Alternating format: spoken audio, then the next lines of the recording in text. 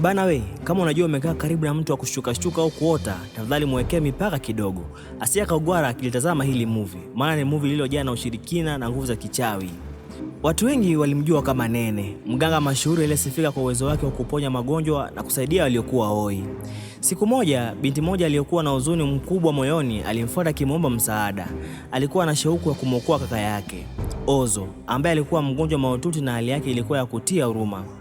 Nene hakusema lolote, aliongoza njia kimya kimya hadi alipofanya matambiko yake ya tiba.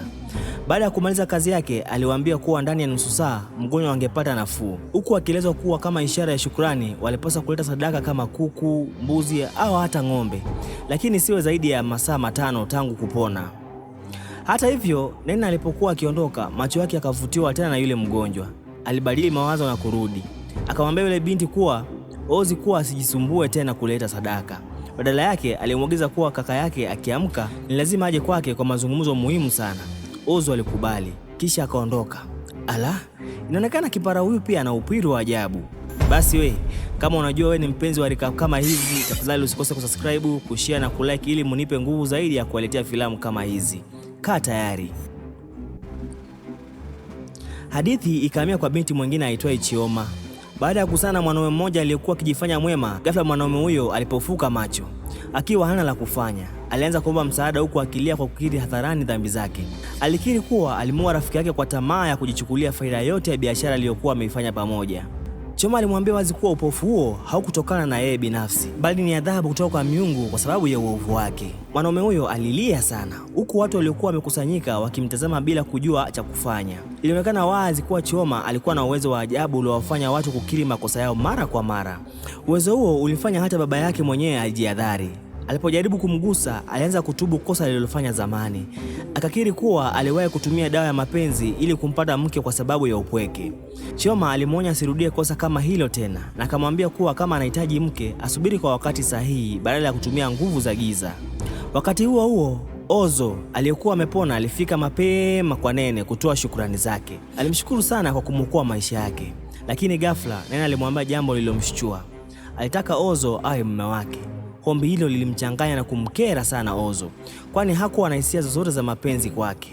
Atamuoaje kipara? Baadaye ukweli ukaanza kufichuka. Ndugu mdogo wa Ozo aligundua kuwa Nene alikuwa akitumia huduma zake za uponyaji kama njia ya kujinufaisha mwenyewe, akilazimisha watu waliopona kuleta zawadi za sadaka nyingi. Nyumbani kwao kulikuwa kumejaa sukari, ndizi na vitu vingine vilivyoletwa na watu waliotafuta msaada. Mama yake Nene alikuwa akifurahi sana maisha yao ya neema. Siku moja, Chioma alikutana na wanaume wawili njiani. Aliwasomesha na kuanza kutoa unabii. Alimweleza mmoja wao aliyekuwa amevaa shati jeusi kuwa wazazi wake walikuwa wamefariki.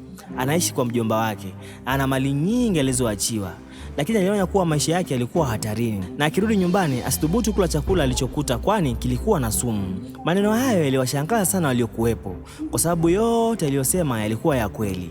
Walianza kuamini kuwa Chioma alikuwa amepewa kipawa cha kipekee. Yule mwamba alipofika nyumbani kama ilivyotabiriwa, mjomba wake akamweleza kuwa amemwekea chakula aende akale. Mchizi akashtuka, mbona kama unabii ni wa kweli? Kwa bahati mbaya, yule kijana alipokuwa akielekea mezani, alijikwaa makusudi na kuangusha sahani pamoja na chakula chote.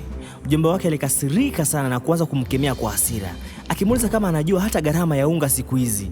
Mazungumzo hayo yakachanganyika na kelele. Jamaa alianza kushangaa sana kwa nini siku hiyo mjomba alionekana kujali sana kwa chakula, ili hali haikuwa kawaida yake. Kijana alipoona mambo yanazidi kuwa hatarishi, alijifanya anaondoka nyumbani. Ndipo alipokumbuka maneno ya Chioma na akatambua kuwa utabiri wake unatimia kwa kweli. Hakula chakula kile kabisa. Cha kushangaza, baada ya kujiondoa ndani, alikaa pembeni bila wao kujua. Hapo ndipo alisikia mazungumzo ya siri ya mjomba wake na mke wake wakipanga wazi wazi jinsi ya kumuua ili tu wachukue mali zote alizoachiwa. Chuki na mipango yao yote ilifichuka wazi, naye akasikiza kila neno kwa mshtuko mkubwa.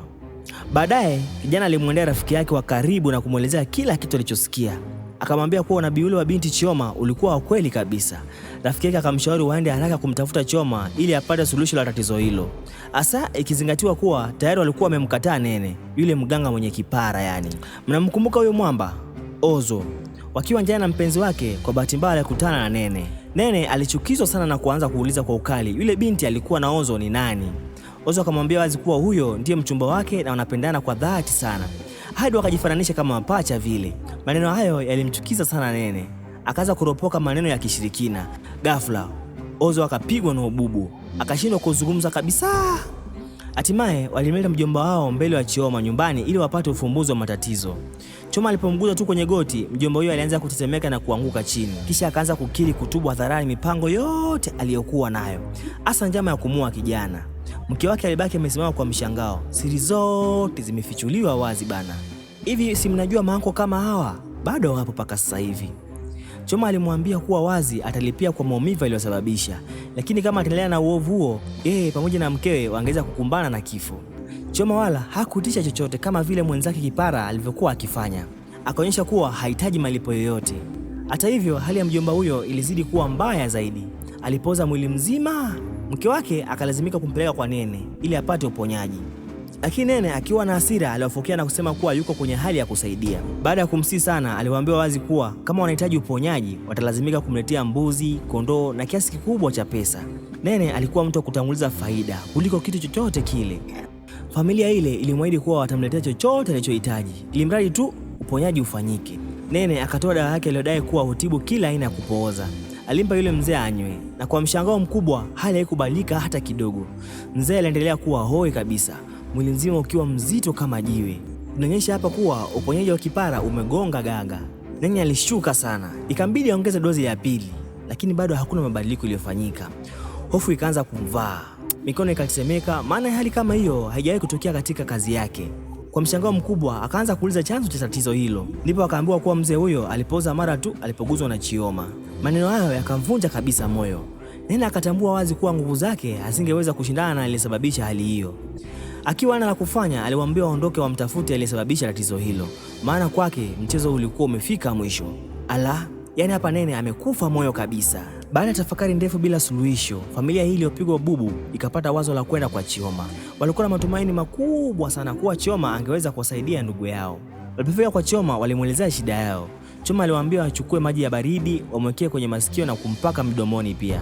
Aliwahakikishia kuwa baada ya hapo angeweza kuzungumza tena. Walifanya kama alivyoelekezwa, na kwa mshangao mkubwa yule kijana alianza kuongea mara moja. Furaha iliwajaa mioyoni yao. Wakamshukuru Chioma kwa dhati. Walijaribu kumpa zawadi lakini Chioma akakataa kabisa. Akamwambia kuwa mshukuru Mwenyezi Mungu pekee, maana yeye ndiyo chombo. Inaonekana hapa Chioma na roho safi kabisa, si kama mwenzake Kipara. Maanake ingekuwa Kipara angekuwa ashachukua zawadi vyote hivyo. Walipokuwa wakirudi nyumbani, walikutana na Nene njiani.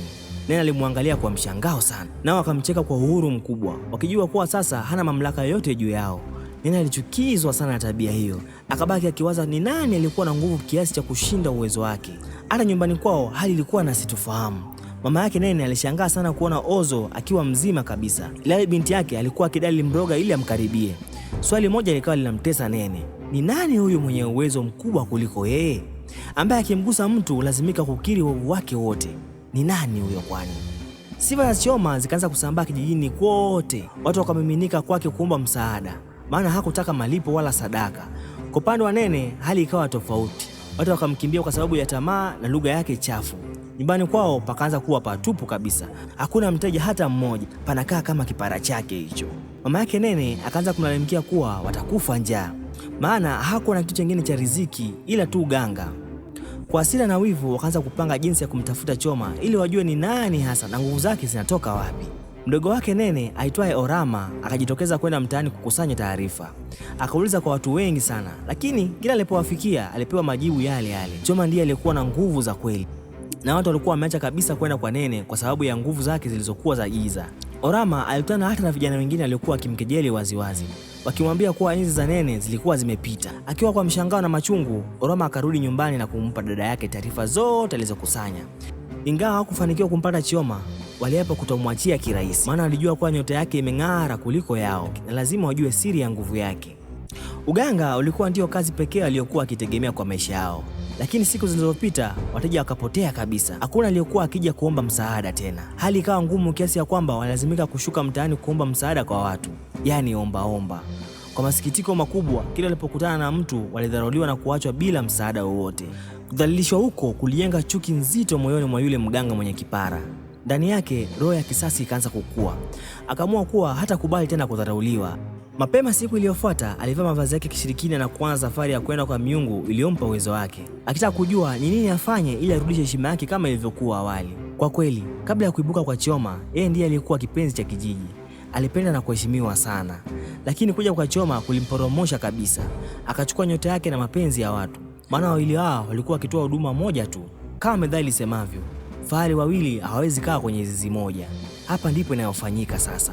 Alipofika kwa mkuu wake wa kiroho, aliambiwa wazi kuwa hitaji lake linajulikana. Alitaka Chioma ondoke kabisa, hata kama ni kwa kifo, ili yeye tu abaki peke yake na mamlaka yote. Alikabidhiwa panga na kuambiwa afanye kafara kubwa ili apate nguvu za kumshinda Chioma. Lakini kipindi Nena alipofanya uganga wake, wazee walimzuia. Mpango wa kwanza ukafeli.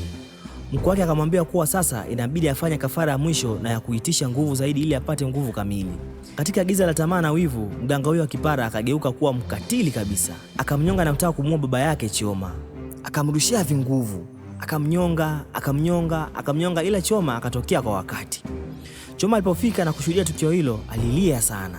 Wazee walinzi wa kiroho wakamwekea kwenye ulinzi maalum, huku mganga mwenye kipara akirusha mashambulizi ya kichawi bila mafanikio. Wazee walimgeukia Chioma na kumjaza nguvu zao zote. Alipozinduka, mganga mwenye kipara alijaribu kupambana naye tena. Akatoa nguvu zake zote, lakini hakufanikiwa chochote. Alibaki akigumia kwa maumivu, akiwa hana namna. Alitoroka eneo la tukio na kurejea nyumbani kwao akiwa na hofu kubwa. Alipotokea tu hivi tu, mama yake na mdogo wake wakamtoroka bana. Akajiuliza kwani ni nani?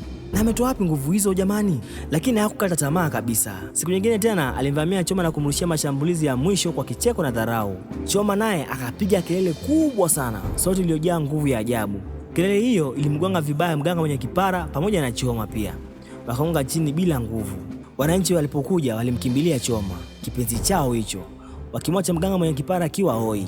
Mama yake na mdogo wake Orama walilia kwa uchungu mkubwa sana, kwani mganga huyo alikuwa amefariki dunia. Chioma na kikundi chake walipita pembeni bila hata kusema neno, kisha wakaondoka. Hapo ndipo hadithi yetu inafikia mwisho. Spiritual Crushes. Bwana, litazama ile movie lote. Movie tamu kabisa. Kama unapenda recap hii, bonyeza like, subscribe kwenye channel. Pia weka comment tuambie umejifunza nini kwenye movie hii. Asante kwa kutazama. Tuendelee kuwa familia moja kubwa.